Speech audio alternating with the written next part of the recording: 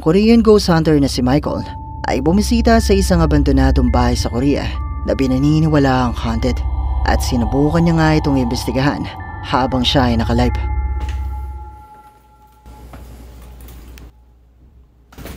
깜짝이야 뭐야? 깜짝이야 뭐야? 깜짝이야 뭐야? 뭔 소리야? 여긴 뭐야? 여기도 공간이 있는데 잠깐만. 병풍 뒤에 뭐 있는 거 아니겠지?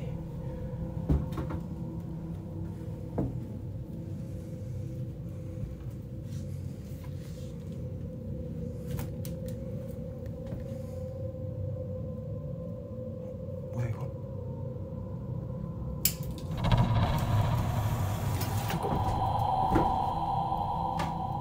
뭐야?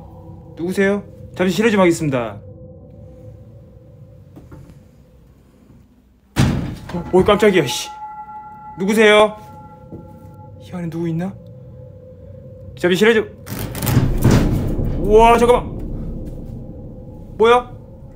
누구세요? 우와 잠깐.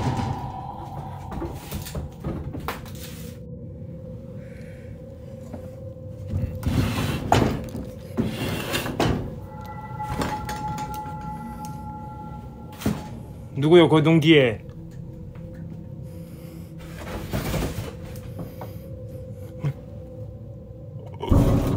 와 잠깐만. 뭐야?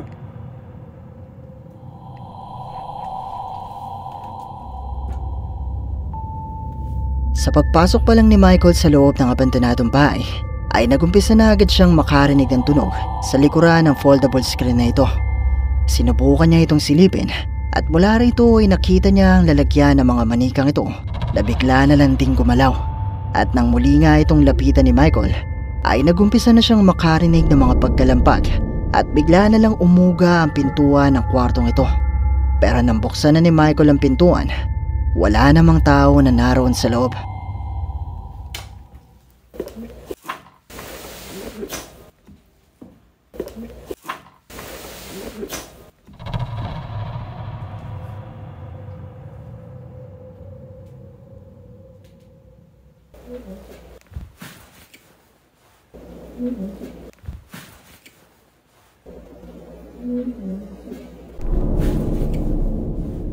뭔 소리야? 이거 조금 뭐가 이상한데?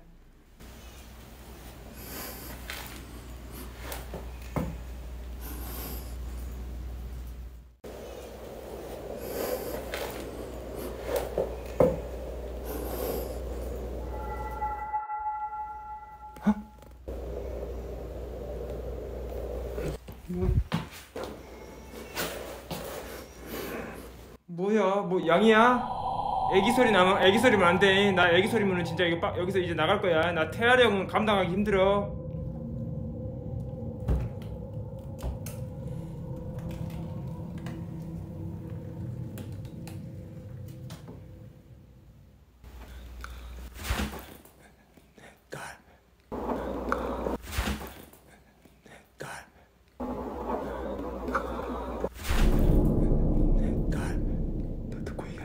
딸이 여기서 방금 어떤 여자가 이거 잠깐만 소리에 근원지를 한번 찾아가 보자.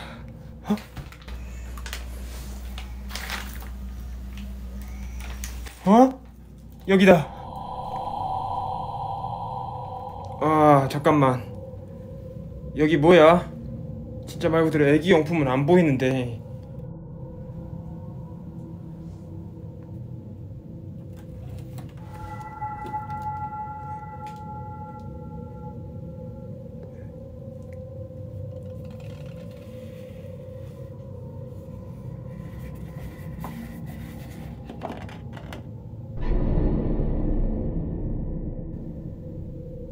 잠깐만 잠깐만 뭐야?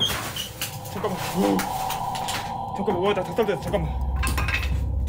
Narinig ni Michael ang tila mga boses ng isang babae at ng isang sanggol na umiiyak. Sinubukan ni Michael na hanapin ang pinagmumula ng mga boses na ito at sa kanyang paghahanap ay nakita niya mula sa closet na ito ang mga x-ray result ng isang babae na may sanggol sa sinapupunan. 저기 이거 뭐가 많이 있어. 와, 잠깐만. 씨, 깜짝 바람인가? 아따. 와, 더 깜짝이야. 아, 잠깐만. 이거 뭐야? 왜 그래 갑자기? 잠깐만요.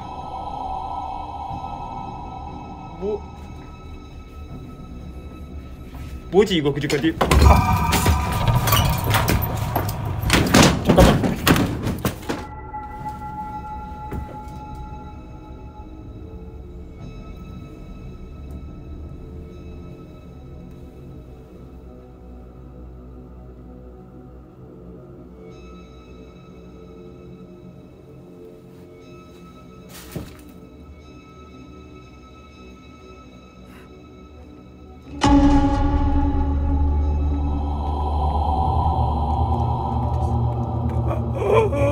나 쳐다봐. 봐봐. Muling nakarinig si Michael ng mga malalakas na pagkalampag at nang muli niyang tignan ang mga x-ray result ay bigla na lang sumara ng malakas ang pintuan ng closet at naipit ang kanyang kamay. Pero mas kinalabutan pa si Michael matapos niyang makita sa bintanang ito ang tila maputing mukha ng isang babae na nakatitig sa kanya mula sa labas.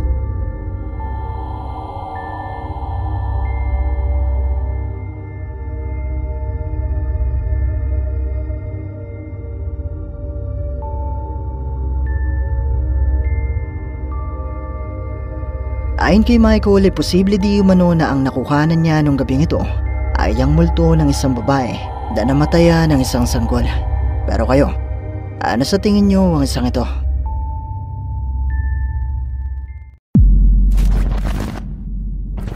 Ang bidyong ito ay ipinadala naman sa atin ng isa sa ating mga viewers na si Justin Rain Santiago. At ang bidyong ito ay kuha ng isang magkaibigan sa Japan habang ang isang babae ay masayang tumitingin sa kanyang salamin.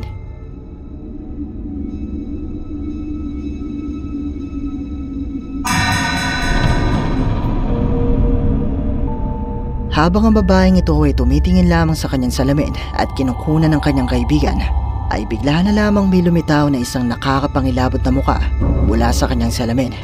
Maya-maya pa ay bigla na lamang nabasag ang salamin, dahilan para maihagis ito ng babae.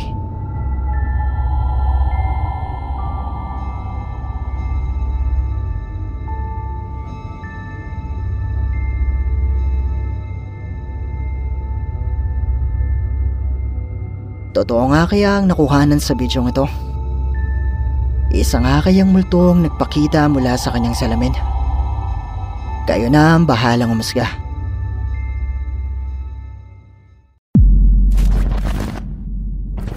Minsan ko nang naitampok ang kwento ng TikTok user na si Joseph na noong taong 2020 ay nagbahagi ng kanyang nakakapangilabot na kwento mula sa kanyang TikTok account na nagumpisa isang araw nang sinubukan niyang kuhanan ng kanilang banyo matapos niyang makarinig ng mga kakaibang tunog mula rito.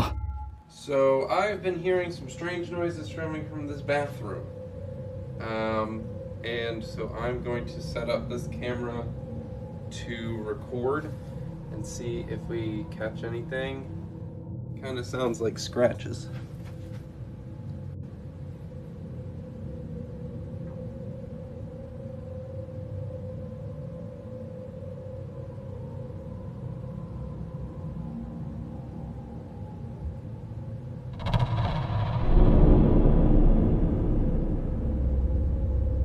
Mula sa bidyong ito, nakuhanan ni Joseph ang pagsilip mula sa kanilang banyo ng isang imahe o itim na figura na mistulang isang tao. Pero noong una ay maraming hindi naniwala sa kanya at sinabing kasabwat niya lamang ito. Pero muling nagbahagi si Joseph ng panibagong video at nagumpisa niyang ipakita na walang tao sa loob ng kanilang banyo. Alright guys, so you wanted an update. So here is the shower. That's where the cat goes to the bathroom, so nobody's in there. Nobody's in the bathroom. Nothing's behind the door. All right, we're turning the light off because it doesn't like the light. Here's my fiance. I don't want to be on camera. Okay. I don't think we should be engaging it. It's fine. It hasn't done anything. It's not really being too like creepy or anything. It just does. So we've been playing peekaboo. Peekaboo!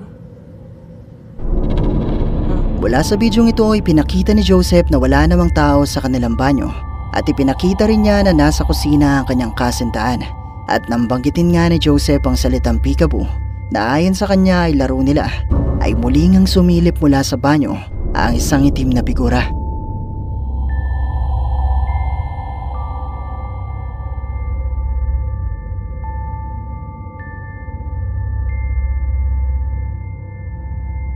Noong una hindi naman natatakot dito si Joseph at tila ba pinagkakatuwaan niya pa ito at binigyan pa nga niya ito ng pangalan na tinawag niyang Peekaboo. Pero sa paglipas di umano ng mga araw ay mas dumalas pa ang pagpaparamdam nito. Okay guys, I think up a little bit. Do you hear that?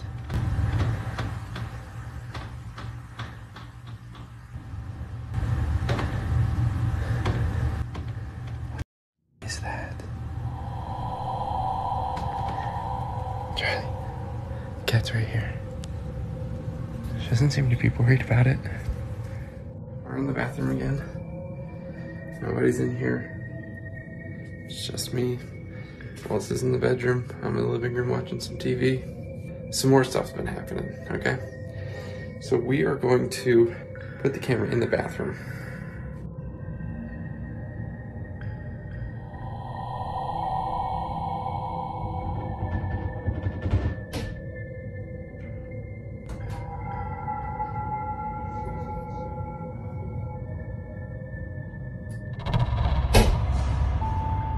Ayon kay Joseph ay nagkaroon ng masamang epekto sa kanyang kalusugan ang madalas na pagpaparamdam ng entity na ito na halos hindi na di umano sila makatulog gabi-gabi na siyang napapansin din naman ng kanyang mga viewers dahil sa kanyang biglang pagpayat. Kaya naman nagdesisyon na si Joseph na muling harapin ang di umano'y entity at subukan itong paalisin. It's been slamming the doors again this morning. I'm just gonna tell it to get out of here, okay? Alright, this is it. You are not welcome here. You need to leave. We are done with your... We are not gonna take it anymore, okay? You need to get the f*** out. No, no, this is bull.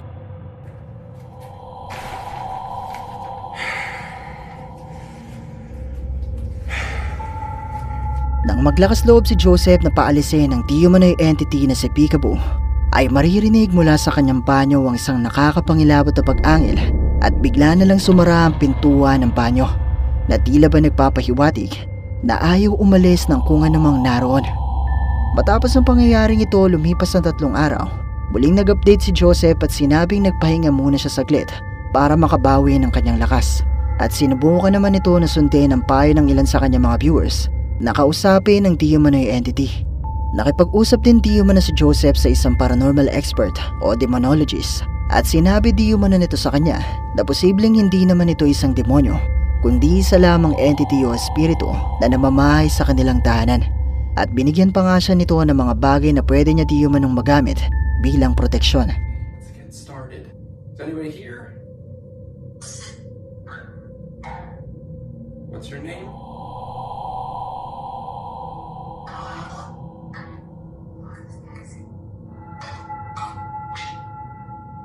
Are you here to hurt us? Okay, so you're not here to hurt us. And you're not a kobold. Do you like the name that I've given you?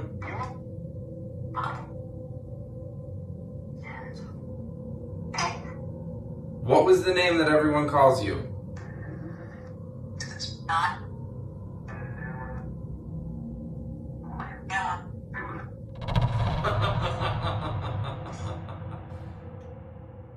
Alright.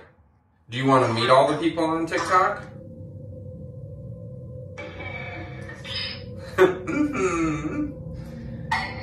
Are you vain?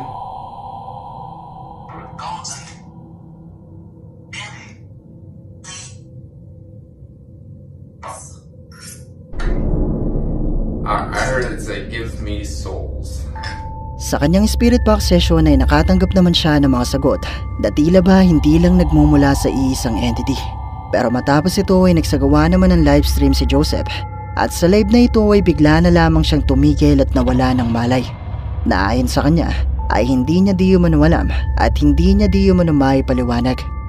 Makalipas ang ilang araw walang naging update mula kay Joseph pero isang gabi ay bigla na lamang siyang nagising at nakarinig ng tila mga boses ng mga tao na nag-uusap. Okay, I don't know if you can hear this. I'm gonna try to be really quiet. I'm being really quiet.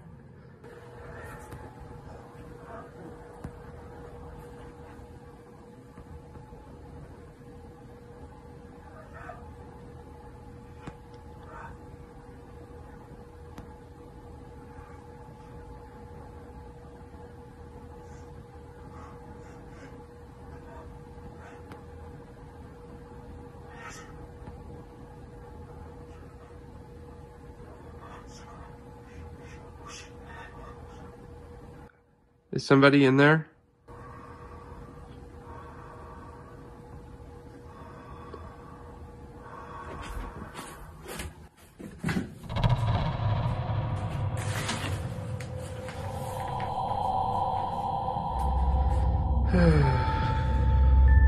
Nagawang may record ni Joseph sa kanyang camera ang tila mga boses ng hindi lang iisang tao na para bang nag-uusap sa loob ng kanyang banyo.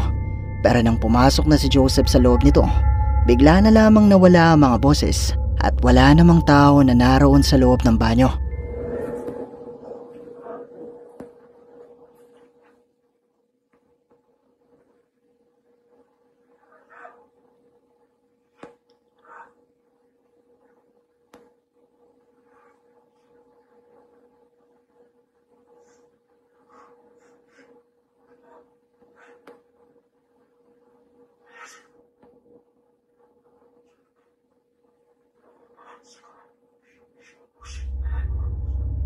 Makalipas ang ilang linggo, muling nag-update si Joseph at sinabing nagpatulong na di umano siya sa isang eksperto para ipa-cleanse o linisin ang kanyang bahay at itabo yung mga espiritu na naroon.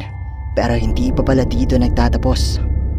Okay, so my friend came again and she did another ritual in smudging. She said that the original spirits that she got rid of the first time were gone, but something else had taken their place. And it was not in the bathroom, it was standing in the corner of our bedroom.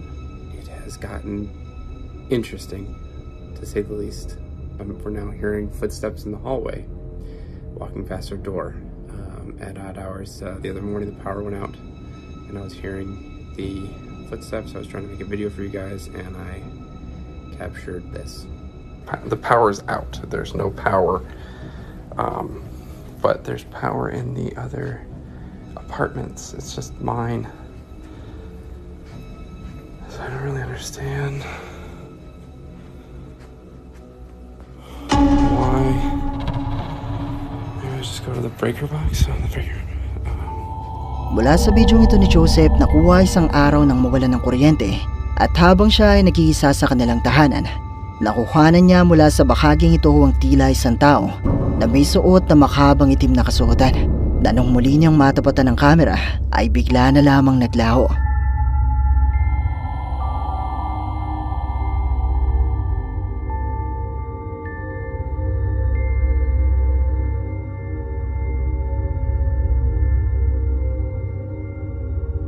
Ayon kay Joseph, matapos ito ay nagpatuloy lang siya sa pagpapaklens o pagsasagawa ng ritual para malinis ang kanilang bahay at makalipas nga ang ilang buwan ay tuluyan ng natahimik ang kanilang bahay. At sa pagkakaalam ko ay na-feature na din ang kwentong ito ni Joseph sa isang TV series sa US. Pero totoo nga kaya mga bidyong ito na mula kay Joseph? O bahagi lamang ang lahat ng ito ng isang TikTok ARG?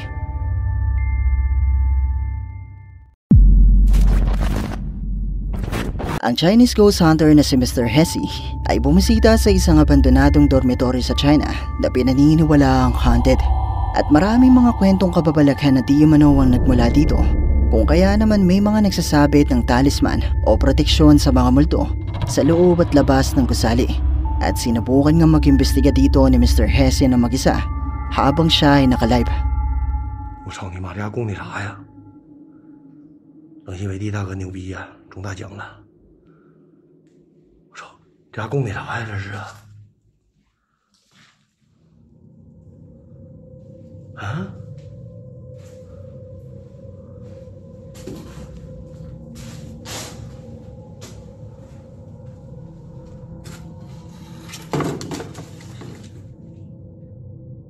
你这逼地方整挺吓人呢。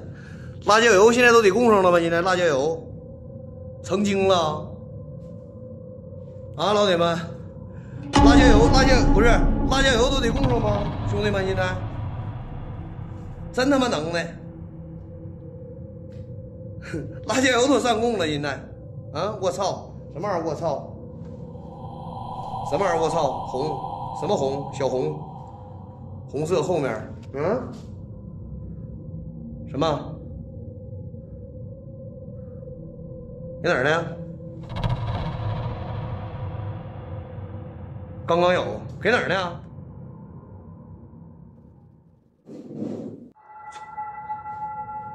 谁？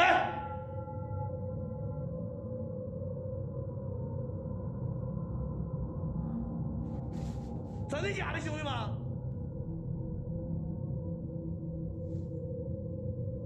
看错了吗？我操！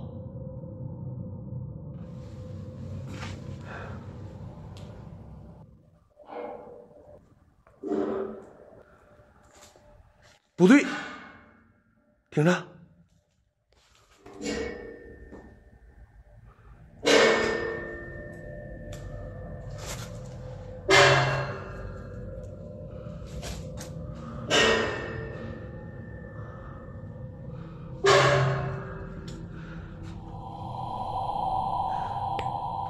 谁呀？有人吗？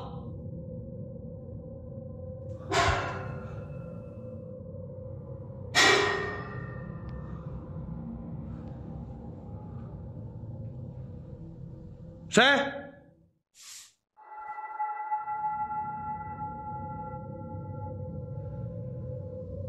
贺哥真的是果实袋，我见过。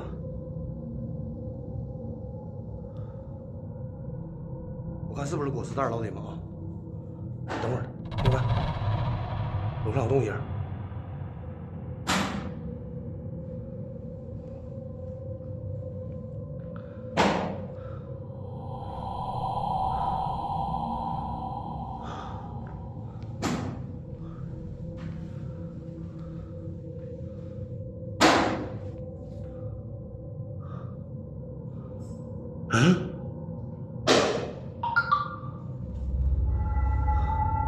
Sa umpisa pa lang ng investigasyon ni Mr. Hesse, pumasok siya sa loob ng isang kwarto nang mapansin niya mga bagay na ito mula sa bintana na di umano yung mga alay para sa mga yumao.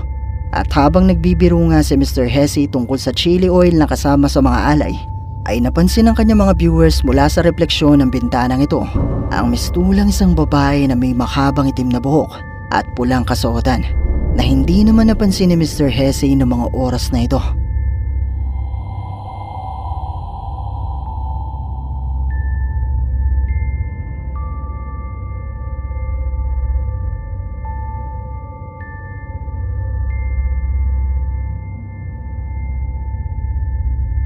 Noong una ay hindi naniniwala si Mr. Hesse sa sinasabi sa kanya ng kanyang mga livestream viewers. Pero matapos ito ay nagumpisa na siyang makarinig ng mga tunog at sinubukan niyang hanapin ang pinagmumula ng mga tunog na ito hanggang sa siya ay makarating na sa ikatlong palapag ng gusali at makakita ng mga talisman.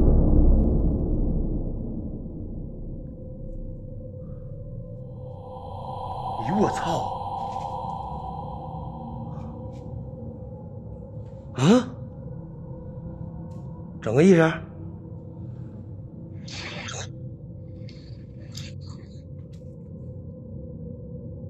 好，这不是什么玩意儿？这是啊？啊？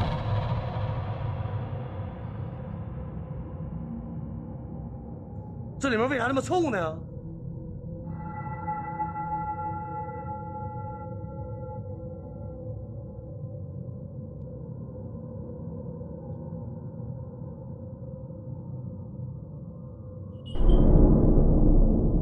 我操！啊！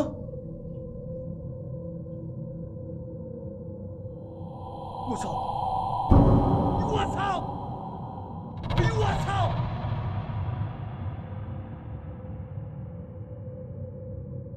哎呦我操！哎呦我操！我先把符拽来试试啊，兄弟们，能行不？别去啊，蹲下看看。展姐，没事儿，我先把符撕来一个呢。哎，我撬你一把拽掉了。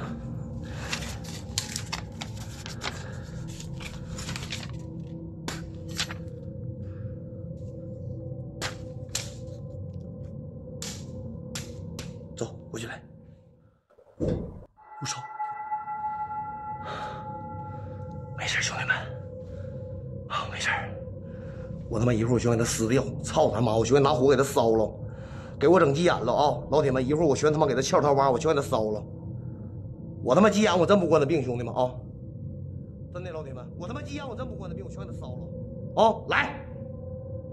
你妈的，你可真狠，人不狠他妈站不稳。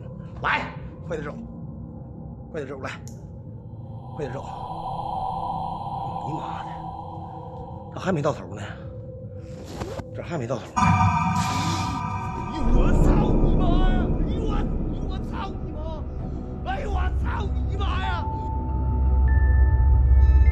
Sinubukang lapitan ni Mr. Hesse yung mga talisman at mula sa dulo nito ay bigla na lang nagkaroon ng kulay pulang ilaw. Matapos ito ay nakarinig naman si Mr. Hesse ng mga tunog mula sa likuran ng puting telang ito at naglakas loob siya na alamin kung ano ito. At mula sa dulo nito ay nakita na niya ang babaeng nakapula na siyang nakita din ng kanyang mga viewers.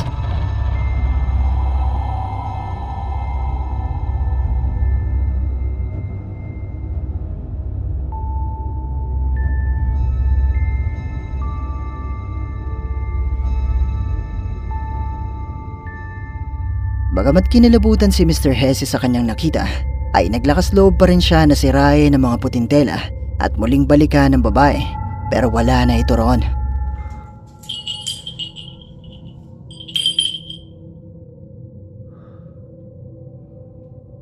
操他妈尸油！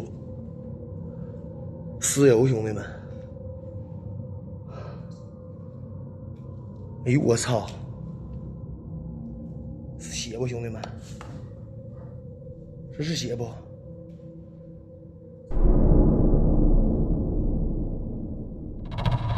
我操！撤退！撤退！撤退！我操他妈！哎呦我操！哎呦我操！哎呦我操！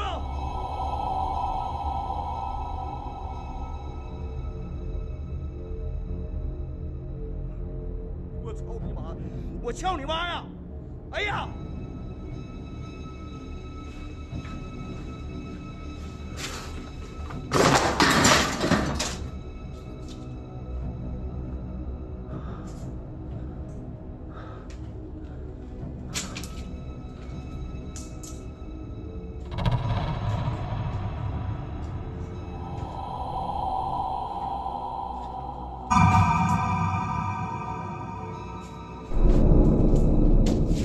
说是小死人的老铁们，刚才谁说他妈小死人的老铁们？我的妈呀！ Nakita ni Mr. Hesse yung mga kakaibang bagay na ito mula sa lamesa at maya-maya pa nga ay bigla na lang naglabas ng usok ang kahong ito. Muling bumukas ang pulang ilaw at sinipa ni Mr. Hesse ang lamesa. Pero ilang minuto pa ang lumipas, muling nagpakita kay Mr. Hesse ang babaeng nakapula na naglalakad patungo sa kanya. Dito na siya napatakbo at tinapos ang kanyang investigasyon.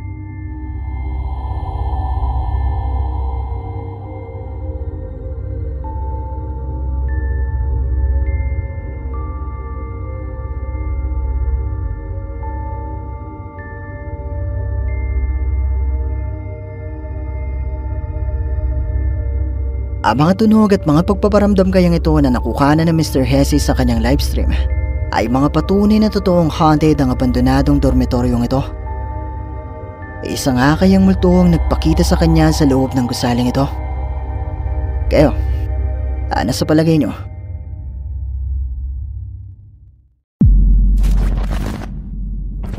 Ang unang clip na inyong makikita ay ipinadala naman sa atin ng isa sa ating mga viewers na si Danilo Mendoza Jr. At mula naman di man na ito sa isang TikTok user. Nakuha habang siya ay sumasabay sa isang tugtog. Pero tila hindi di man na ito napansin na may iba pang nakuhana ng kanyang kamera.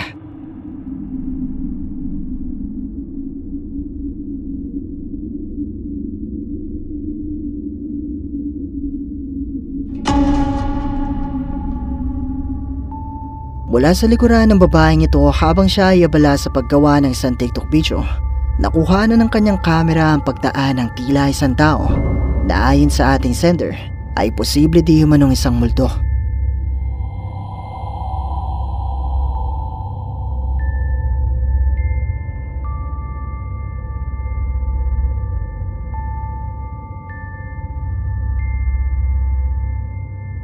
Ang susunod na clip naman na mula pa rin sa isang TikTok user ay pinadala naman sa atin ng isa sa ating mga viewers na tumangking magpakilala. At kuha naman di mo na ito isang gabi habang ang babaeng ito ay gumagawa lamang ng isang TikTok video.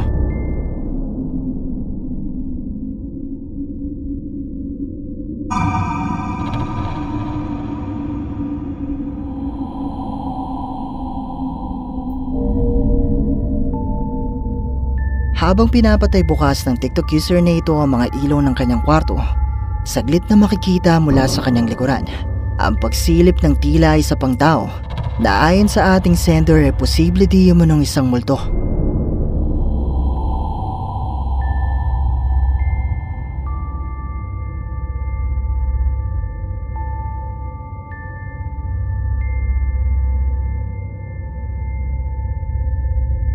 Totoo nga kaya mga nakuhanan sa mga bidyong ito na mula sa TikTok?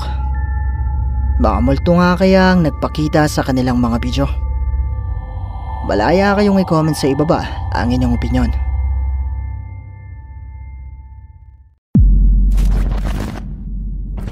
Narito na naman tayo sa bahagi ng ating episode para sa isa na namang nakakagulat at nakakapangilabot na bidyo. Kaya naman muli akong nagpapaalala na kung kayo ay may sakit sa puso o masyadong magugulatin, ay mas makabubuti kung i-skip nyo na lang ang bidyong ito. Ang bidyong ito ay isa lamang POV o short film at ang kwento ay hango sa totoong karanasan ng isang lalaki na isang gabing magpaiwan ito sa kanilang bahay ng mag-isa. Ninjutsu Library.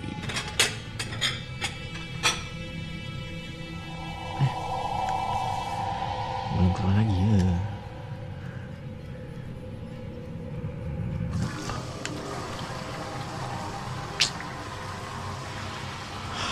Kacau. Siapa yang dah?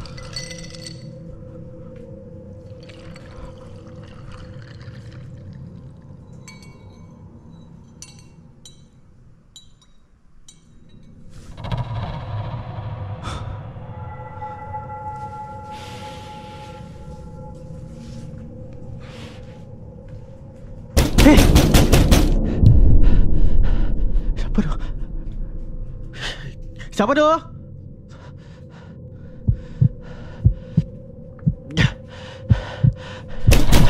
Kejap! Jap!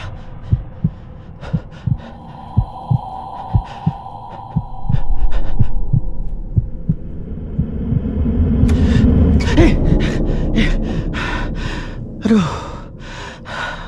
Mama.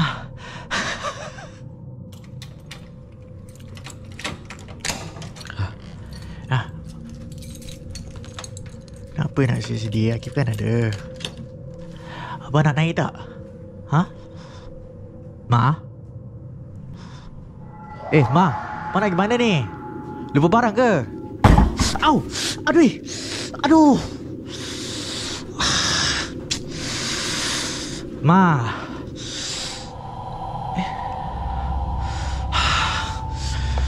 Nakarinig ang lalaki ng tunog sa kanilang kusina at inakala niyang naroon pa ang kanyang ina. Pero nang silipin na niya ito, ay wala naman siyang nakitang tao na naroon. Matapos ito ay nakarinig naman siya ng mga pagkatok sa kanilang pintuan at nang buksan niya ito ay nakita niya ang kanyang ina. Pero para bang kakaiba ang kinikilos nito na naglakad papalayo at bigla na lang naglaho.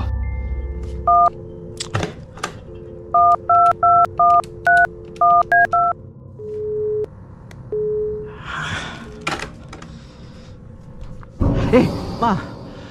Aduh. Mama gimana tadi? Asal tak bagi tahu Akif. Mama kat barang Kan Akif boleh tolong. Lagi-lagi Mama tengah sedih ni, Akif boleh tolong Mama kan? Kalau pasal Abah pedulikanlah. Nanti Akif boleh call Abah. Sekarang ni kalau Mama nak Akif ikut, Akif boleh ikut. Okey? Sekejap. Akif angkat telefon dulu.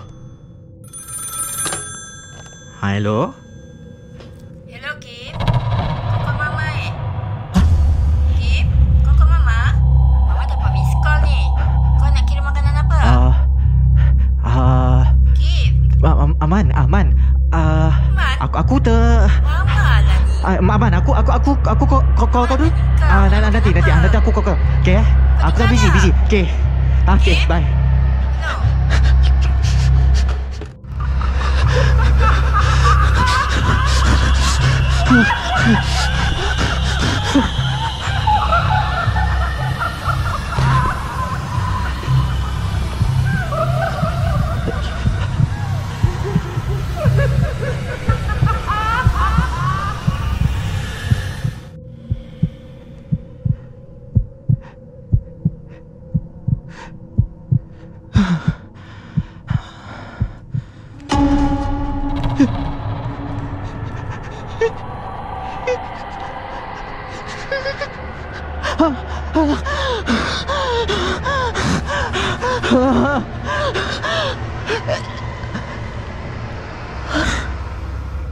Sinubukan niyang tawagan ang kanyang ama pero hindi naman ito sumasagot sa kanya at muli ngang nagpakita ang kanyang ina sa may pintuan at bigla na lamang may tumawag sa kanilang telepono at laking gulat niya nang sagutin niya na ito dahil narinig niya ang boses ng kanyang ina at napagtanto niya na ang taong nasa kanilang pintuan ay hindi ang kanyang totoong ina. Agad siyang pumasok sa kanyang kwarto at nagtago pero nakita niya na papalapit na ito sa kanya at dito na siya nawalan ng malay.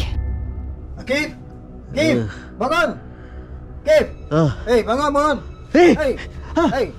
Kenapa kau? Apa tidur? Pintu tak tutup? Kalau pencuri masuk macam mana? Tak, tadi Akif nampak Mama dekat... Tak. Kau kenapa? Tak, Akif nampak Mama dekat luar pintu tu pasal Akif tak tutup. Bila? Tak, ni Mama apa baru balik ke apa ni? Kau tidur pun dah pukul berapa ni? Akif tak ingat.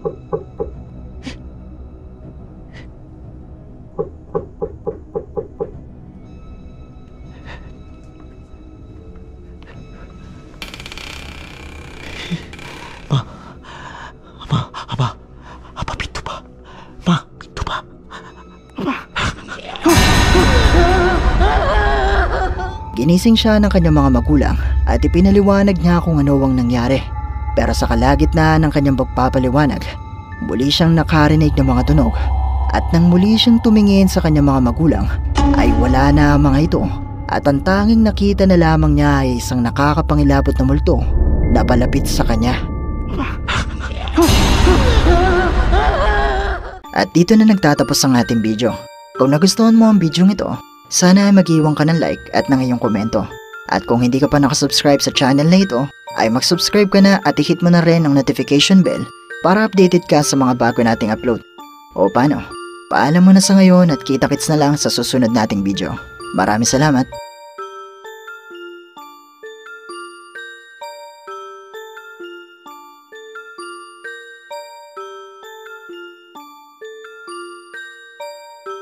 Hi! Kung meron kang mga videos na pwede nating i-content sa ating munting channel, i-email mo lang ito sa sircripstv@gmail.com o kaya naman na i-PM mo lang ako sa ating Facebook page. Maraming salamat!